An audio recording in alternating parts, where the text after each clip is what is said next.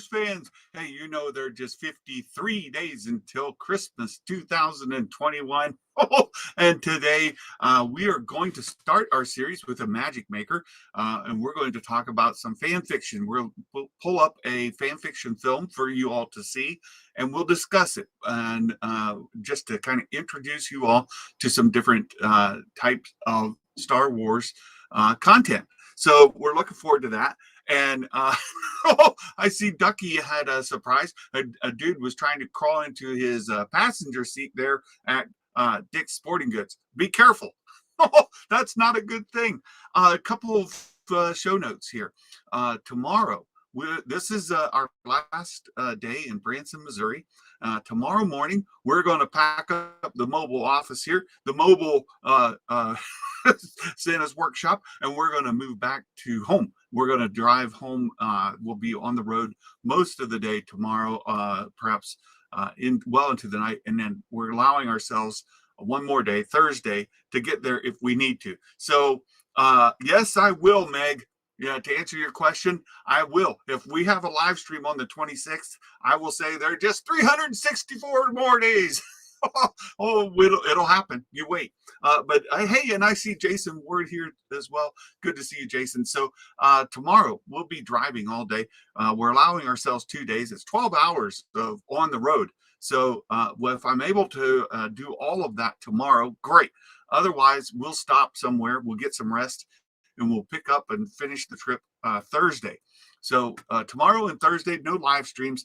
And then Friday, I will be Santa Claus in the Veterans Day Parade in Columbus, Ohio. So if you have access to that, either online or you live in the area, can pick up the show. You will see at the end of the parade, they bring Santa Claus in on a float, and I'll be there with the Toys for Tots, the Marine Corps program, and look for me there. So this will be the last live stream of the week. Hopefully, next week we'll be able to live stream with Jason Ward. We'll finish our what's the theme as far as each of the individual movies, when we're supposed to talk about the rise of Skywalker. We'll see.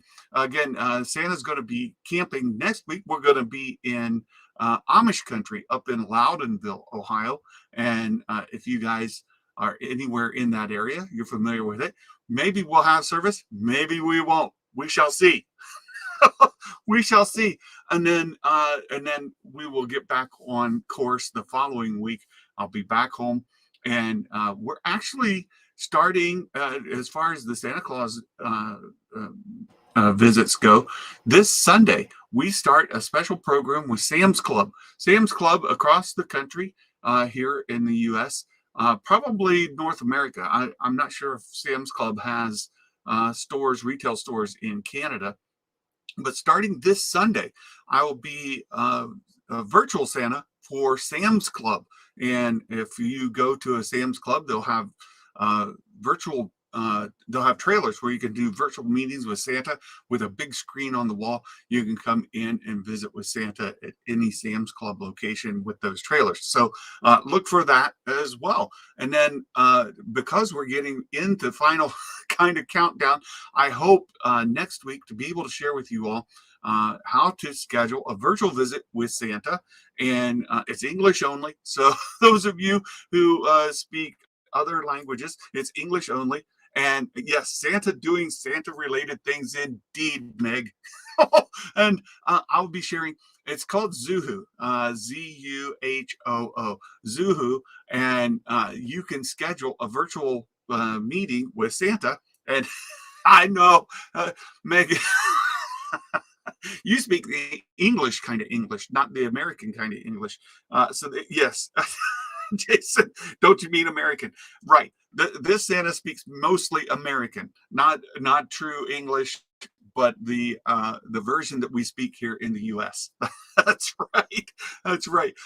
And so, especially in the Midwest in the U.S., that's the version of English you're going to get.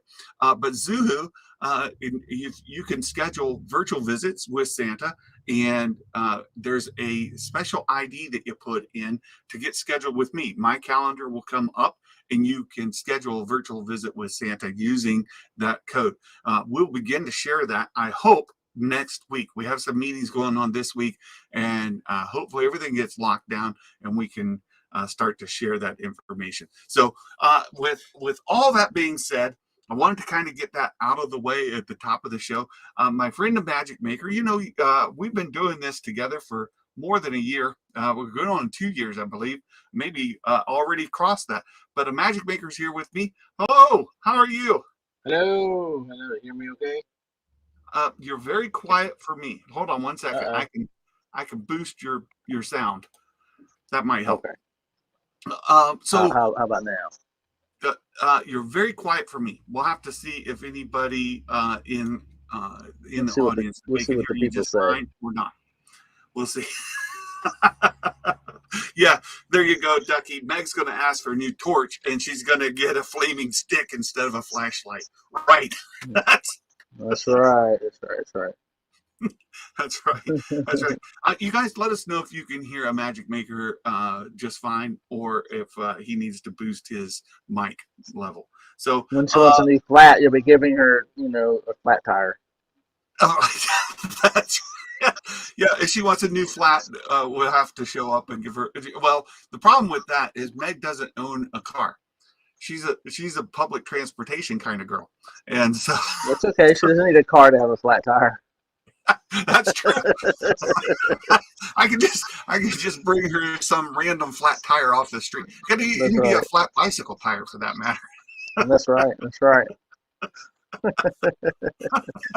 Hey, there's been some news come out overnight in regards Mall and a new animated series that's been rumored. Meg covered it this morning as well, and it's the Crimson Dawn. There's been some rumors of Crimson Dawn series for quite some time, but then there was that little dust up with a certain individual showing certain individual body parts, and that person is no longer being employed to do live action Star Wars. You're familiar with the little? No. Oh yeah, No. Of course yeah, not. yeah. He I he, mean, he don't showed his don't don't we lightsaber. want all of our kids to see those body parts? They see the No, lightsabers. no, no, no, not at all. So Ray Park, as of course we were talking about, Ray Park is no longer Disney kind of material. So they're not using him to Yeah. do We live definitely action. found out he's not a dual wielder. Oh, very good. Right. But so instead we get this version, right? We get the from the Clone Wars, the animated version of Maul. And the rumor is that it's going I to, hear he was quite animated during that video. yes, it said it said that it's being take place before the Solo movie. So it's going to fill in some of the time gap before the Solo movie, how he ended up leader of the Crimson Dawn, which also solves another bit of a problem, I believe, in procuring the services of Kira, right? Like the actress that played her. What's her name again? Uh, I'm drawing a blank on her name. It's right there. They'll get it in the chat I before know I you're get. talking about. I Yeah, can't think of it either. yeah. So there's been a lot of rumors about a Crimson Dawn series, but like Meg has pointed out, she has been otherwise gainfully employed doing other work, and it would be tough to get her. Amelia Clark, that's it, Meg. Thank you so much. Amelia Clark. Amelia Clark's been busy doing other things.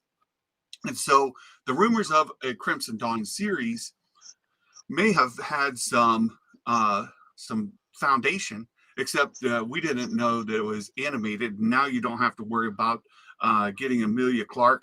Amelia Clark Kent. Nice, Jason. Yeah, I had a brain fart. As soon as you said Kira, the first person that popped into my head was Kira Knightley, and all of a sudden I was like, I couldn't think of any other name. I have the exact same problem. As soon as I say Kira, then I can't get off of Kira Knightley and getting to Amelia, it's a tough work for my brain to. Yeah, The association just isn't there. You it's, ruined it. it's tough. And I'm like, no, no, no. The one that was in Game of Thrones. Wait a minute. No, no. No, exactly. That's what I was doing too. I was like, oh, what was her name? Yeah, it's tough. It's tough. So it solves those problems. It allows us to explore how Maul got to be there. And there's been a bit of a upsurge. It's one of the leading groups leading it is Star Wars News Network. The folks over there with the Resistance broadcast, they have been on the bandwagon for Make Solo 2 happen, and they push for it all the time. They've got some merch you can buy. They all kinds of trying to gather up support to get Solo 2, meaning to continue that story. Maybe not a specific, labeled Solo 2, but the Crimson Dawn was believed to be that. So this could be the time. And Jason's saying in animated form, it's a recipe for a series that has its hand tied and ultimately a waste of time. Hopefully he's wrong. There's some concern I share with that too, Jason and a Magic Maker. I don't know what are your thoughts about that going to animated form instead of live action. Yeah, I mean, I get it because then it's angled toward kids, but I mean, it'll probably be in the same vein of Bad Batch. So I think it's still angled toward slightly older kids, talking the 12 to 14-year-old range. So Well, maybe not as limited as it could be. well, yeah, that it has as its star Maul, and I'm sure they'll go heavy on the featuring him in the advertising for it, and it being his story is good. And for anybody who's a fan of Rebels or the Clone Wars, that should help bring them in. But it shares the same kind of concern that we had during the Bad Batch, where the viewership numbers were a little lower than you get with, say, The Mandalorian. And is it because it's in animated form, as sort of Jason, kind of gets to in his comment? Is it because it's in animated form, it's going to automatically get lower viewership? And we talk about that a lot ourselves, you and I, that Yeah, live action movies are going to get the most live action, animated, books, comics, right? Like, right. No, absolutely. so hey, Man on the Moon, good to see you. Darth Chaos, good to see you as well. Yeah, people saying they're on the fence, and the so if the viewership's automatically going to be lower because it's animated, is it then?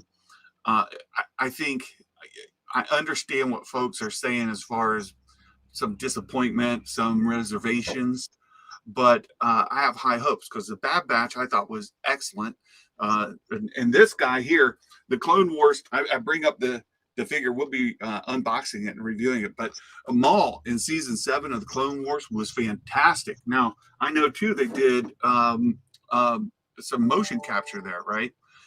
With Ray Park, so they'd have to get somebody else's the motion capture for the stunts. But yeah, I wouldn't be surprised if they still keep him in there. I mean, in all honesty, simply because he's not showing his actual face. But I think they're kind of letting some, and that's how they would bring him eventually back in. What I kind of see happening is this being a limited series, and then they're using it to set up things like Lando, which we know is a series that's supposed to be coming down the path. that's a really good point too. I hadn't thought about, and it does solve the problem of Solo 2, and Meg's not wrong in saying that it's a safe bet with budget wise and the situation with the world. Also with that negotiated union contract, we're still waiting for them to take the vote on it from the members. From the and I can't remember the abbreviation now, but it's the folks that work on all these sets and do the lighting and the sound and all of that. There's a good chance there'll be a strike, and we already saw that the folks over in the UK were going to support the folks in the US if the US folks go on strike. So putting it in animated might allow it to move forward, even if that doesn't move forward. So it could be interesting. And I agree with you. I think it's going to fill the slot of Solo 2. that movement to make Solo 2 happen. Except you don't end up with uh, Alden, and you don't end up with Amelia. Right. Or Ray Park. No, I, I think you could end up with them inside of Lando, but that's you need to set up, and I think that's what they'll do is it'll be like a pre and slightly over. Uh, um, I think it'll almost be simultaneous with Solo, I and think you make a good point. And we haven't heard and anything about. You mean Lando? Yeah. yeah. So like what I think what you'll see is this is will come the setup for Lando. So like I think what you're going to see in the limited series, and if it lasts more than if it's more than one season, then it'll be two only, and Right. then what it'll do is establish what the Crimson Dawn came from, how Maul, what he did after he escaped, and ended up in his gathering the Crimson Dawn back together to form the criminal syndicate, and then and how he kept a low profile to not threaten Palpatine to the point that Palpatine would be willing to act and was willing to allow him to control the shadows, and then and how that happened, and then allow us to get caught up to Solo, to effectively see the stuff going behind the scenes, uh, and so Solo is almost happening simultaneously with the second season, and then we're set up Yeah. for Lando in the second part. I think you're on point. I see what Mark's saying, and I saw Jason as well, that it could tie directly into Bad Batch. They could bleed over, and one kind of spring from the other. But I'm more in line with what you're saying. Makes a ton of sense to me, and I think that what they could do is it sets up the Crimson Dawn to move forward. We already see that Kira is in the original trilogy era in the comics, right? In that War of the Bounty Hunters. We know Kira is there, and it could very well spring off into that Lando series. We haven't heard anything on the filming of Lando. We've heard, we know that it exists out there. We know that it's planned, but you could bring in Amelia Clark into that series as well as Alden, and you could have Solo, Kira, Lando, all involved in that series. That absolutely works. I think it's a smart thing, and despite the fun we have with your track record, I think you're spot on. I'm not that wrong, not that often, just Right. because it is fun to make fun of me as if I'm always wrong, but I'm right more often than I'm wrong. Yeah, that's true. We have fun here, but at the same time, you're not completely clueless. You actually are more right than wrong. So it's a good thing.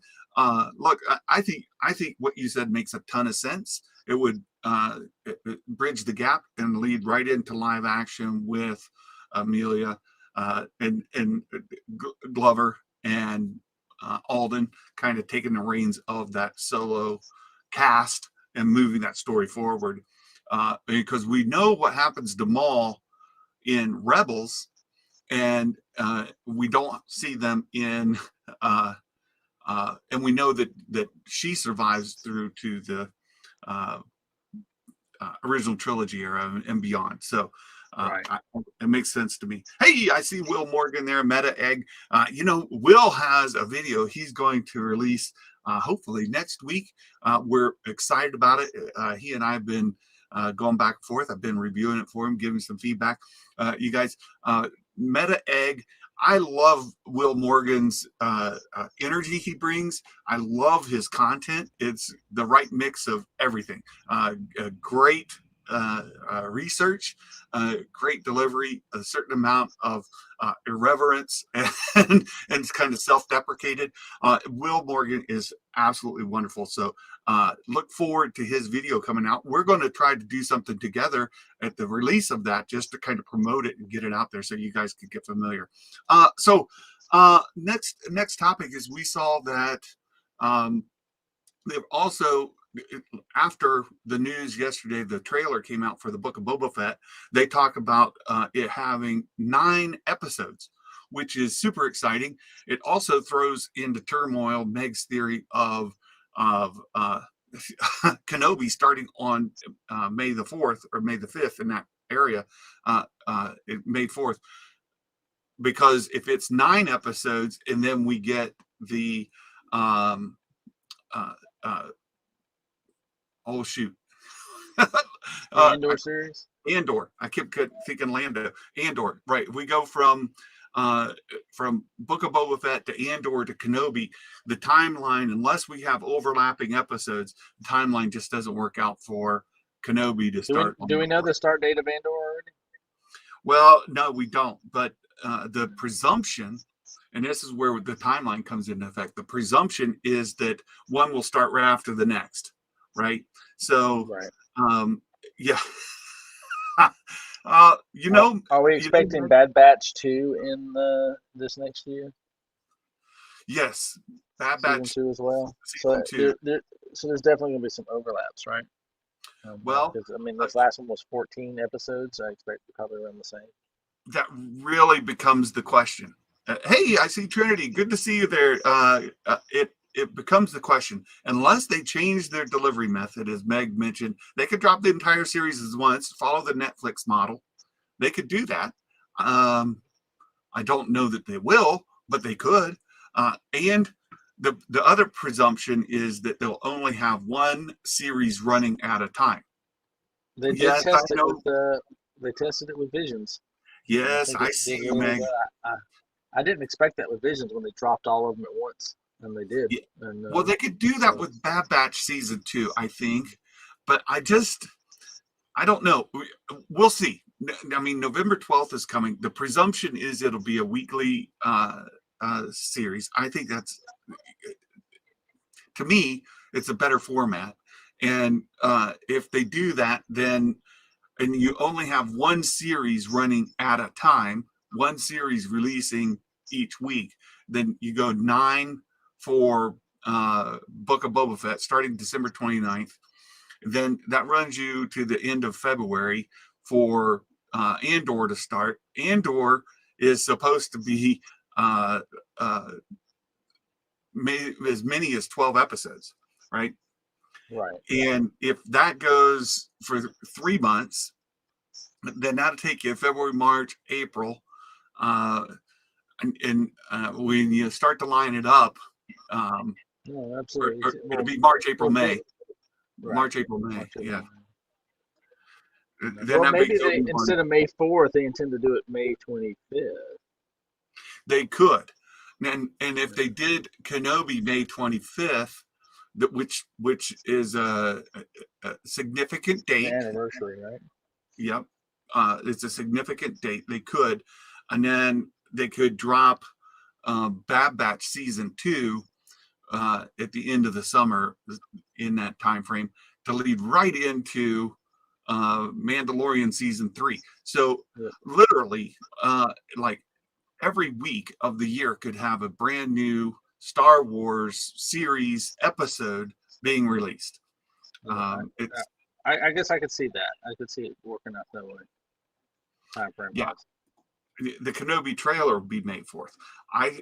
That would be great, and that makes sense, Meg. That makes a ton of sense, especially if it's going to release like May 25th. That would be great.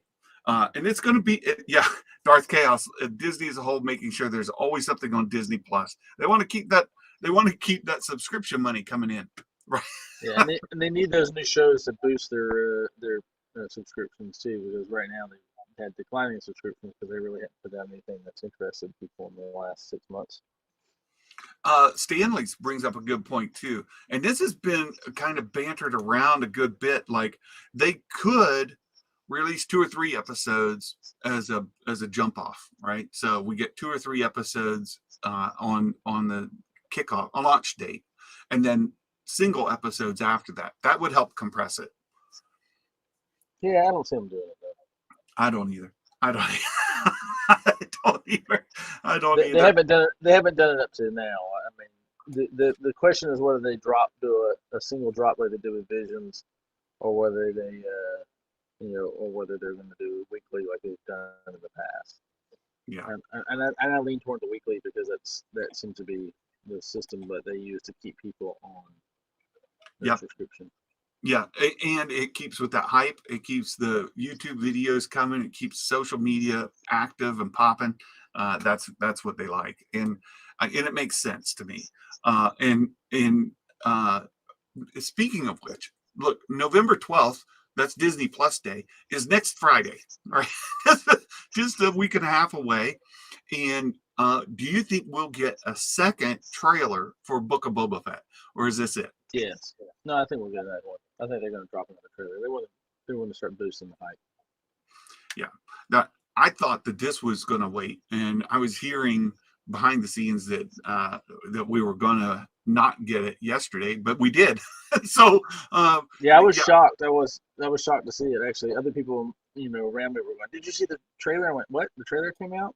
I was like, "I gotta go see it." yeah. Well, the thing is here is that we know there is a Boba Fett kind of behind the scenes um, documentary kind of thing about, hey, Drunk 3PO Jay, how are you?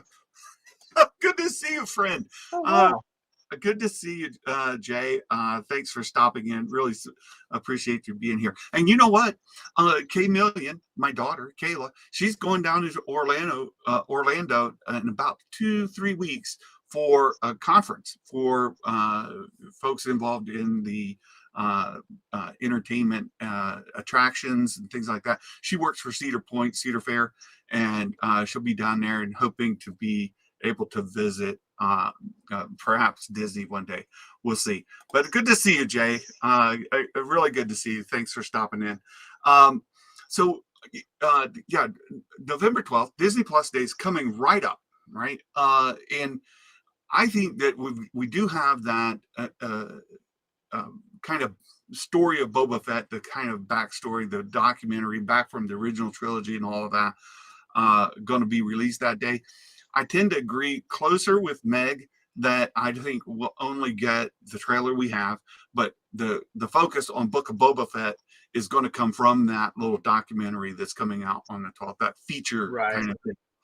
No, I'm with you on that, but I do think they'll drop a couple more teaser trailers, like 30 seconds worth of stuff.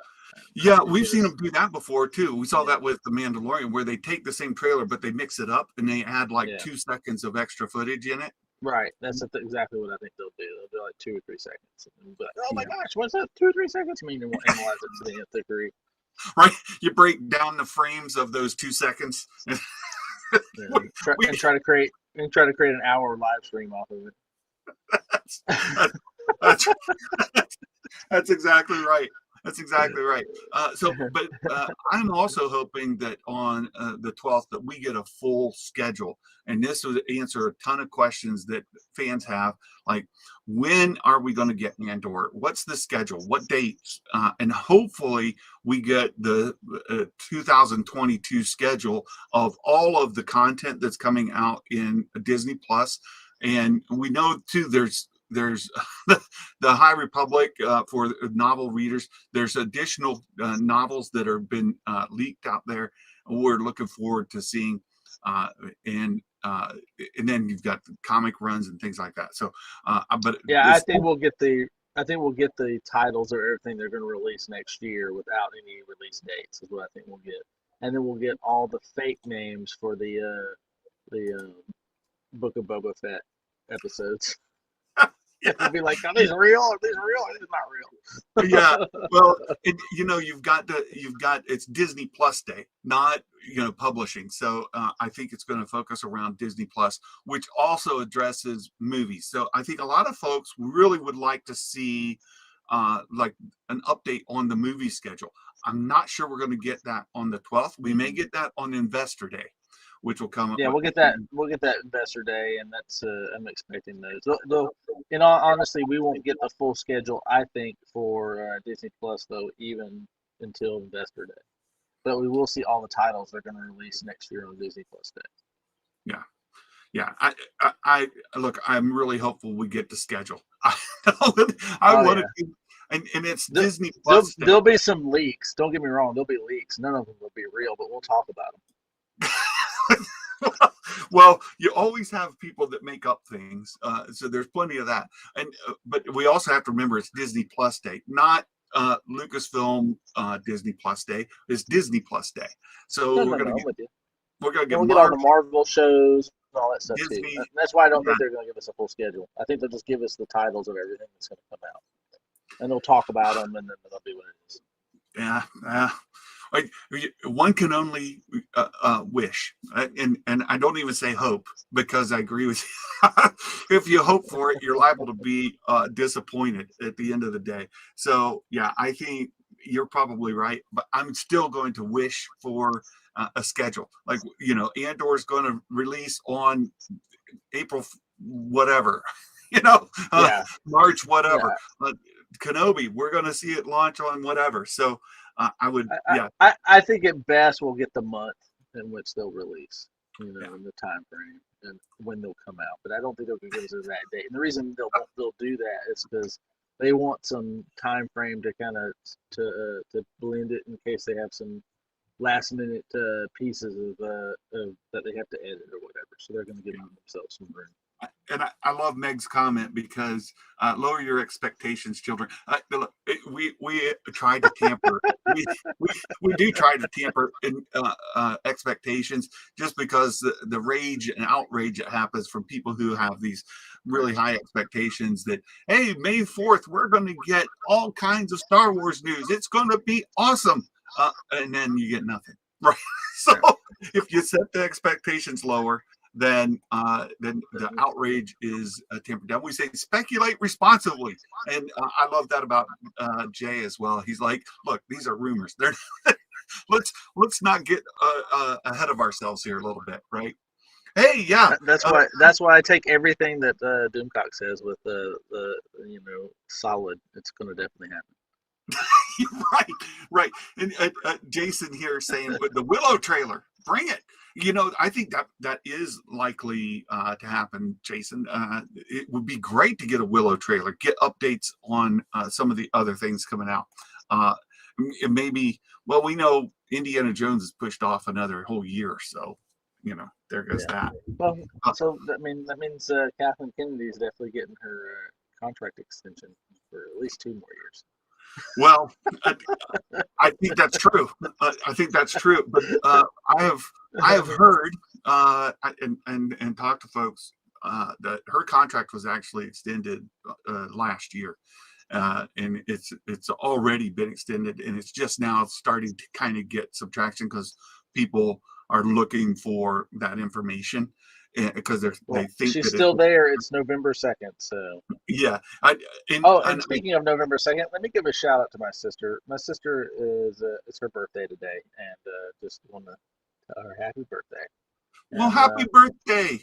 Oh, so, happy birthday to Magic Maker's sister. That's fantastic. Thank you for sharing that. And no, but so. I had heard her contract was already extended, and they're just not really good at sharing this kind of internal information. Remember when Filoni was promoted? We found out right. like 10 months later.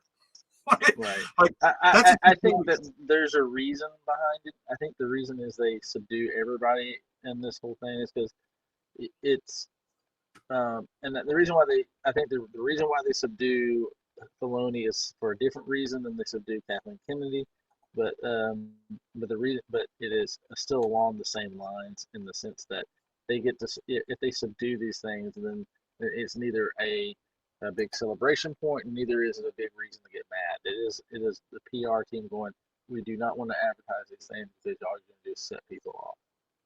Well, but I mean, look, the deal around Filoni's promotion was a big deal in the fandom. People are super excited about it. I get it, but if you start celebrating this, it raises his profile and this over other people, and that creates internal conflict there, and it makes other people mad on one side because they're like, well, why did you celebrate that but not the other one? That's not fair. That's sexist. Well, You're and probably right. So you subdue both because the result is one side will get mad. They're trying to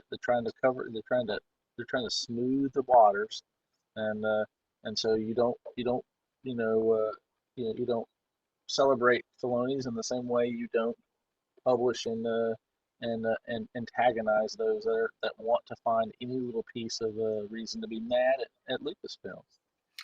Well, there is that as well. We know there's some folks that look for anything to criticize. It doesn't matter how good the news is; they're going to find an angle to criticize. Right. That's I mean, absolutely true. money still matters to them. Yeah. So I mean, it's so you subdue the drama by not promoting one thing, and so that it stays even. That way, you end up placating both sides with quiet. Yeah, I don't like it. All right. For Well, me, I mean, I'm not saying it's right or wrong. I'm just saying money matters to sure. corporations, and if you're gonna if you celebrate Filoni, then you make one side mad, and if you celebrate Kathleen Kennedy, you make the other side mad. So the result is you celebrate neither. Yeah, well, and we've seen the same sort of thing on celebrating birthdays in social media, right? They'll tweet out, "Hey, it's so and so's birthday," and then the next one comes along, they don't, and then people try to make all kinds of hay about why did they tweet out happy birthday to this person but not that Oscar person. Isaac, but not to I don't know. James Earl Jones. Or right, they'll hit one and not another, and it gets right. folks all in a right. tizzy. Oh, it's because they're racist or they're sexist or they're whatever. Well, they're an ist. Yeah, my complaint about that is because we're not good at it, we're just not going to do it. Versus saying, "Hey, we should do a better job, and we should get more competent people in here to do this at a higher rate." Right. If you don't do it, you can't make a mistake, right? That's true. That's true. All right, like we really suck at PR, so we're just not going to have any. How about that? That's right. It's just terrible, right? It's terrible. Right. But you can understand the climate that exists. That means that if you make these slightest mistakes, it becomes something that's well overblown. So you just you avoid what isn't definitively a nostalgic pool, right? Yeah. And I see your comment, Meg. I just don't want to go too deep into that side of the conversation because we are here for another thing. And so we starting a new weekly. On most weeks, again, we can't promise every week, but a Magic Maker has had a foot into the fan fiction side of the fandom for a while, and has been helping out with fan fictions, that kind of thing. So what we want to do, and we've seen some instances where fan fiction have really come up, right? And so a Magic Maker is going to give us a fan fiction of the week for us to go check out. And in this case, we have one. Let me see if I can get it up here. Let's see if I can change the layout just a little bit. So tell us a bit about this, if you will, before we let it play in the background. Okay, so this is a contemporary, during the time of the original trilogy fan fiction. It is given from the perspective of a stormtrooper, and it's actually really good. It has some pretty good conversation, has some pretty good pieces of this. This is kind of have a little bit of emotion from the stormtrooper side, and I kind of thought it was good. It's also told and animated. It's an animated thing. It's not a live action. It's in Unreal Engine, and and I am a big believer in these kind of things, thinking that this is the way for a lot of future storytelling. Whether it's this or whether other types of animated cinema type. I watched it earlier as well, and the link to this video is in the description here. We're going to let it play. We're going to kind of talk over it here. You guys will get an idea of what the animation looks like, but please go check it out. What we want to do is get folks out there giving support to these creators. And Loacher Films the creators of this video. They've got over 130,000 subscribers, and that's for a reason. The quality, I think, is quite good, right? Quite good. And let me just hit play there, and I'm going to mute it and let it play in the background, because you guys are going to see the quality here is stunning. There's points where the animation is evident, but then there's other parts where it looks like you've got live action.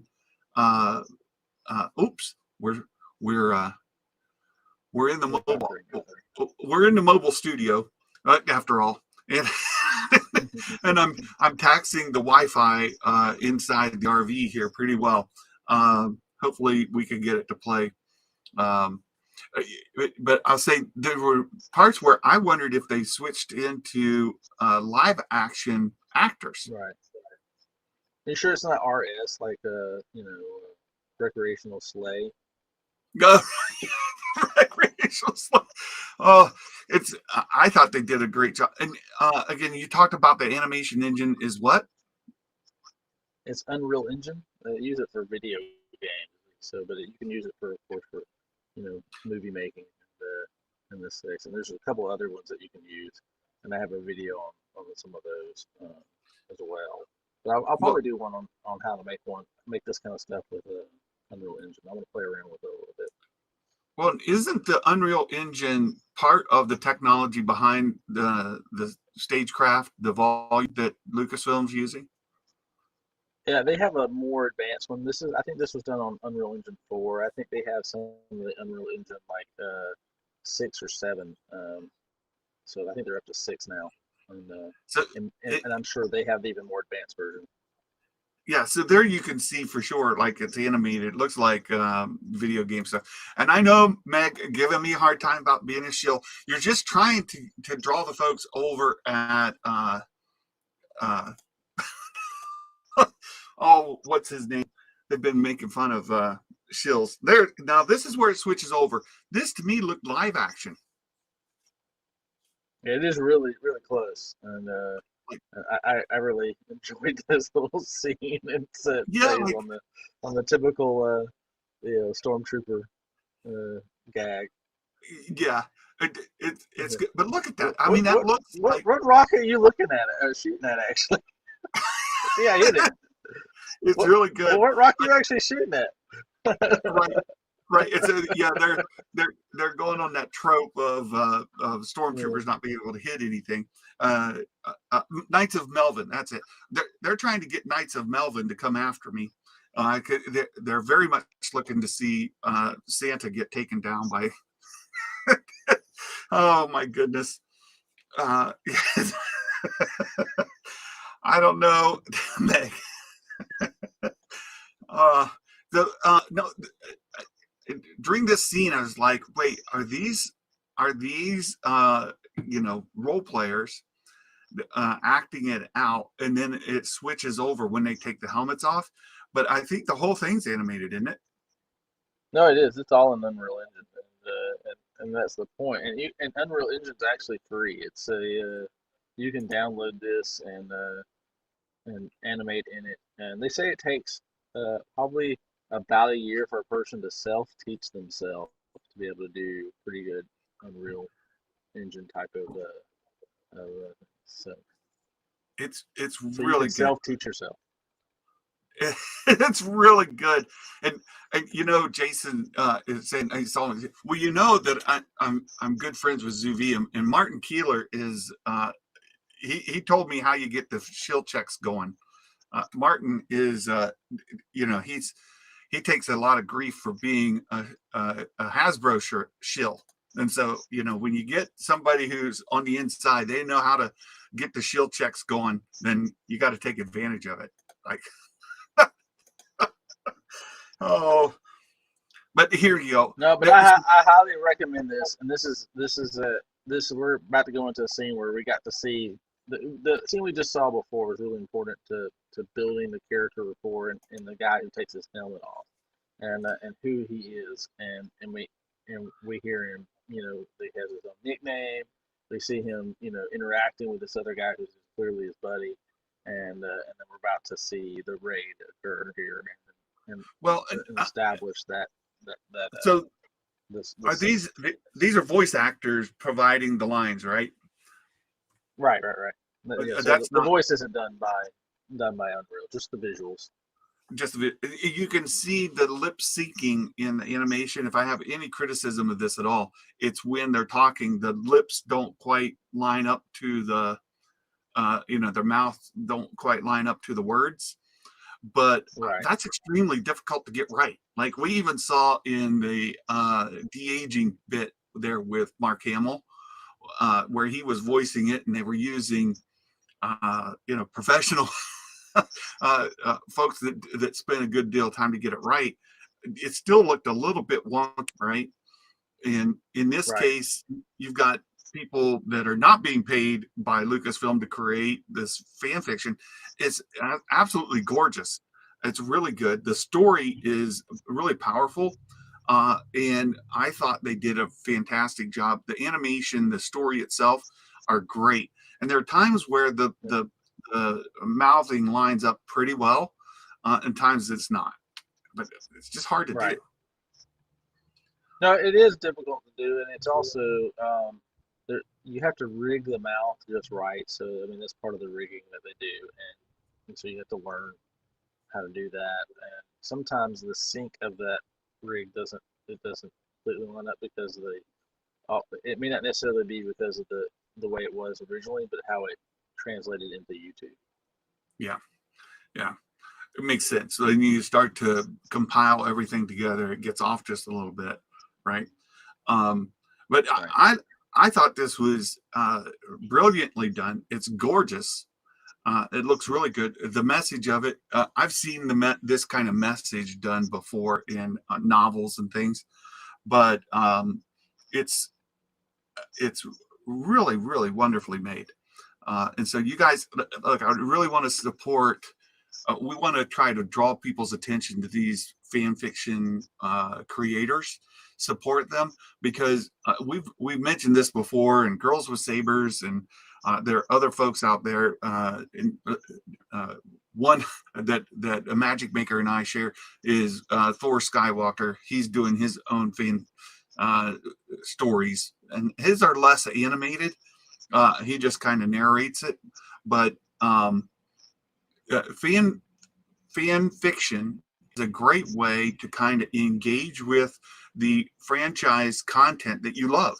And whether you're going all the way to like role playing, you remember the 501st Legion or whatever, then or you're doing this, or you're just writing stories, it's a great way to kind of tell the stories that you want, not necessarily the stories you got.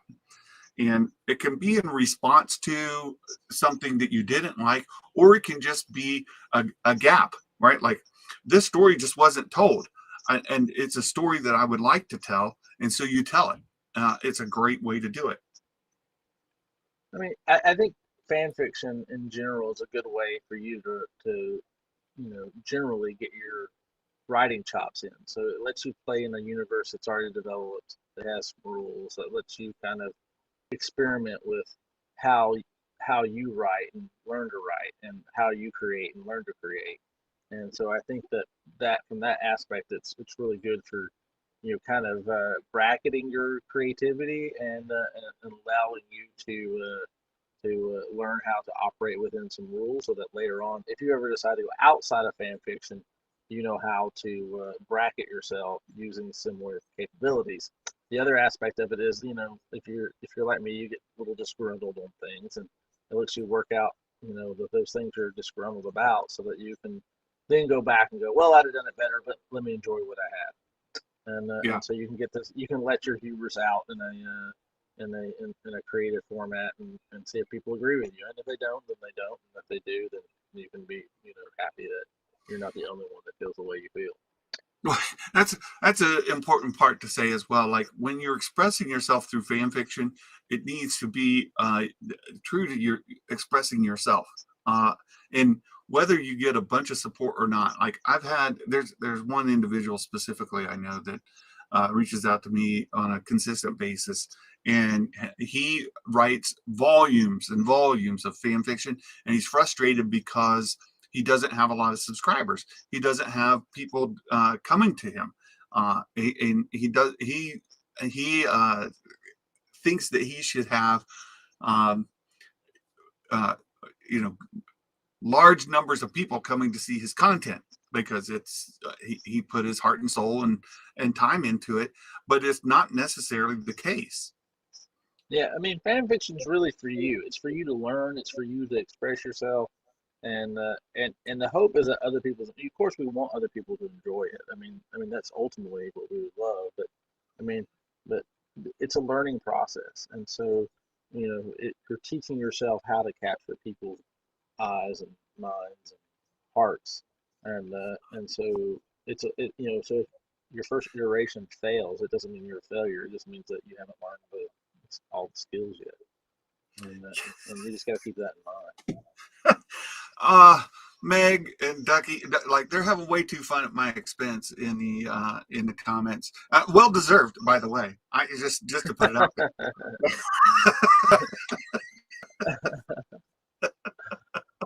uh, uh, I do absolutely love Ray. I've said this before, and it gets people shocked, but she is my favorite character in all of the movies. She's not my favorite Star Wars character, but she's my favorite character in all of the movies. And so they like to lean into that. And they're really trying to get Knights of Melvin to call me out and beat me up, which is fine, right? Knights of Melvin, they do some fantastic videos that are very entertaining, but I'm pretty sure that eventually I know that I've made their radar, but hopefully we'll see. But someone clip it. Santa's admitting the truth. I'm a big fan of your dedicated love, even if even if I don't agree with it all the time. So I think there's a true childlike nature, and that's really good for Santa. Thank you. Yeah, I love her character. I love her story arc, all of it, and I just adore her. But my favorite character is Ahsoka, and I'm happy to see her making her way into live action, getting some support.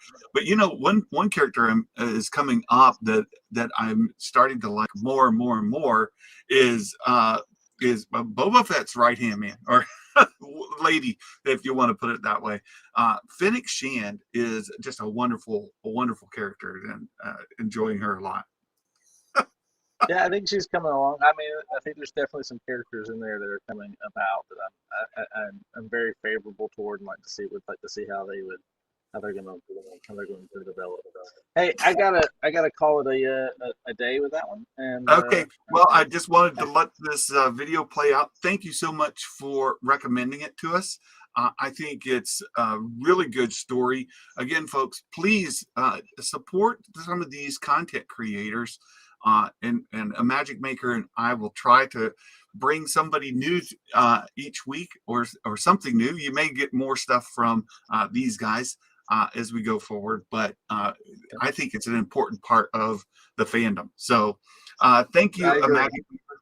Thank you for showing this to me, bringing it to our attention, and hopefully we'll catch you next week, if at all possible. If not, then 2 weeks from now, look for a Magic Maker and I to pick back up from here. So thank you, my friend. Have a fantastic day. Thank you. May the force be with you. Thanks. Okay, so we'll let a Magic Maker go, and you guys, let's see if I can get this to work itself out. You guys are giving me a hard time. And Meg, yes, I'm a Ray shill, if that's the way you want to put it. I love her character, but what we learn is that story arcs hit people differently, and from my perspective, the prequels did a very poor job of presenting Anakin's story arc. They didn't make him likable enough. They didn't set him up to be somebody that I was invested in. So when he fell, it was no major emotional pull. It was okay, fine. and it just sort of happened. I am not a fan of the prequels. And even in Revenge of the Sith, not a fan of how that whole story played out. There are bits of it that are absolutely brilliant. I absolutely love, but as far as the story arc itself, it didn't resonate with me because I didn't care. I didn't care about Anakin. I thought he was an annoying character from the get-go. And maybe the best portrayal of Anakin in the prequels is in the Phantom Menace. It's just the way it is. I enjoy little Annie better than I do Hayden Christensen's, and I am looking forward to seeing Hayden get to reprise the role and perhaps give it more of that gravitas, if you will, that the character deserves. And that's why the Clone Wars animated series did so much for me to care more about Anakin and his fall. It was much better. So that's Meg giving me a hard time. It's great. Hey, just a reminder as we close out here on the show today. I'll be traveling the next 2 days. Friday, I'm in a parade. Santa will be arriving at the end of the Veterans Day parade in Columbus, Ohio on Friday. I know, and before you ask, I know it's not Veterans Day. They do Veterans Day parade a week early. So it's always the Friday before Veterans Day. So that'll be coming this Friday. Santa will be arriving at the end of the parade. I'll be in Columbus, Ohio, to show up there and welcome in the Christmas season early November. So there you have it. Yeah, the USA has so many events. Yes, we do. Yes, we do, and it's gonna be a lot of fun. And then next week it'll be spotty again. I'm gonna be in the mobile sleigh here, the mobile Santa's mobile workshop. We're going to take the RV up to Loudonville, Ohio, up in Amish country, and we're going to spend a week up there. So in the UK, you have Christmas, Halloween, and birthdays. Oh my goodness. Look, I've had fun. Another huge shout out to a magic maker and happy birthday to his sister. That's fantastic. And all of you in the chat, you make this so much fun for me. And it's a ton of fun to have. Santa needs to live stream the parade. We will have it will be broadcast in Columbus, Ohio, and I'm not sure if any of the news stations will be covering it on their live streams. I'll look into that and see if they are. I'll put a link to the news station, their website, so that you can watch the live stream of the parade and see Santa wherever it is that you might reside. So we'll look forward to that this Friday. You guys, thanks so much for being here. and I appreciate the trolling in the chat. It's wonderful. Meg always keeps me entertained and and have a ton of fun engaging with her. So you guys have a wonderful day. I appreciate you being here. And until the next time, my friends, Merry Christmas and may the force be with you always. Bye-bye.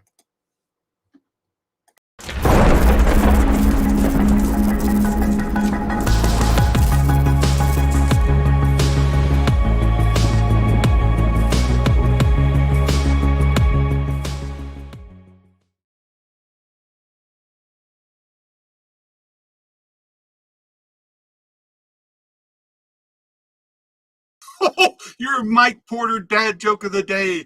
What country did the Thanksgiving bird seek asylum to?